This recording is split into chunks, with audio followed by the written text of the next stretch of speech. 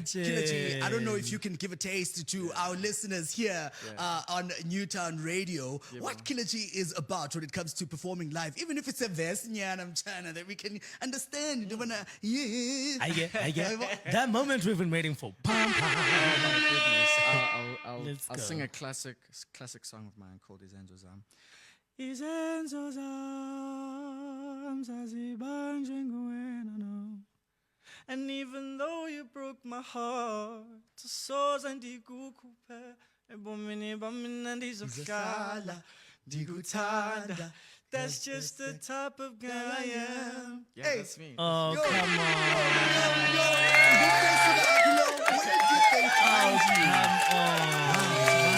I love that. Thank you. And then you're live with us on Cruise Control, and this is Newtown Radio. The song that you have just heard right now is Together Baby by the one and only Killer G. And today we're sitting down with the one and only most exciting voices in alternative R&B, a true international force from China, making waves with soulful vocals, fearless creativity, and of course an energy that is impossible to ignore. Just at 28, Killer G has already built a global fan base and continues to push the boundaries of modern R&B. Everybody, welcome Killer G!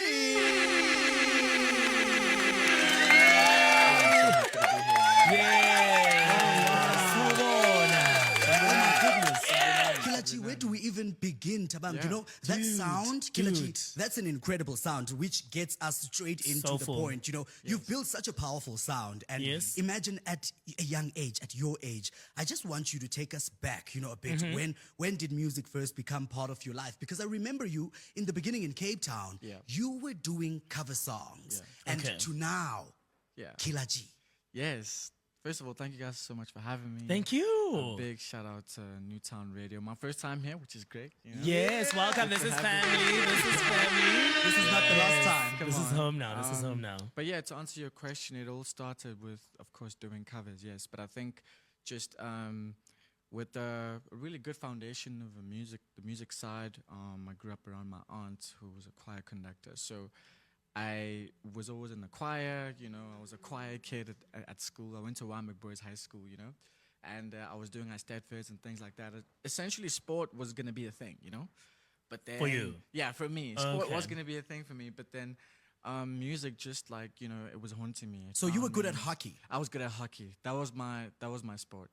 You know, I thought I would make it out there, but, you know, music found me, and today I'm here sitting at Newtown Radio. Oh man, oh man. Oh man, oh man. Come on. So you're saying music found you. Does that mean you found later on in your life that you can sing, or you've always known that you can sing, you just didn't think it's something that you need to push as a career? I think singing has always been there, you know. I feel like I was born with it, you know. It's a gift that I cannot deny. Yes. But, you know, it wasn't at the beginning, like, you know, growing up, it wasn't a priority as much until I went to high school. And was there a specific moment where you realized, okay, this is it? Yeah, I think definitely music. There was after high school, and I dropped out of university. I went to CPUT, studied sports management for 2 years. Oh yeah. And then on my third year, I was like, I can't do this. No. This music thing is haunting me. Yes. So that's when I decided, you know, to just go for it. Then I released my first song, Green Conversations, in 2019. Come on. And that's where it's a growth. And I think the reception of that made me realize, okay, cool, this is something. Man, your growth and how you really started, Killer G, because to be honest with you, I can also say that your sound blends classic R&B soul with modern global influences. How would you describe your music to someone that's meeting and learning about Killer G for the first time? Yeah, for sure. I think it's definitely in the alternative space, you know. I'm learning what alternative means every single day since I've been in Joburg, you know. But it's definitely alternative. The melodies are calm, slow, chilled, but I'd like to call it they are always elegant. You know, Okay. I try to describe my sound as elegant because I want to, I want my words to be clear. I want my lyrics to be clear. Yeah. Okay. I want my message to be clear as well. So Yes. I think the most important thing I would say is it's elegant sounds. Elegant Yeah, sounds is what okay. I would describe my. I love that. Elegant gent. Yeah. Elegant gent, my dear. So I read your bio, right? Yeah. And you also mentioned that you have made your mark at a Cotton Fest, Yes, I right? have, yeah. So I believe you are amongst a lot of hip hop artists around there. You were the only R&B artist at that time. Yes. So how important was that day or that gig for you? Oh man, it was huge. It was Okay. huge. You're taking me back slowly because I know, we have to. Yeah, like when I got the call to perform at Cotton Fest, I couldn't believe it. But at first, they weren't gonna put me like on a big stage, because they thought Okay. I'm just gonna do backtracks. But then I said no.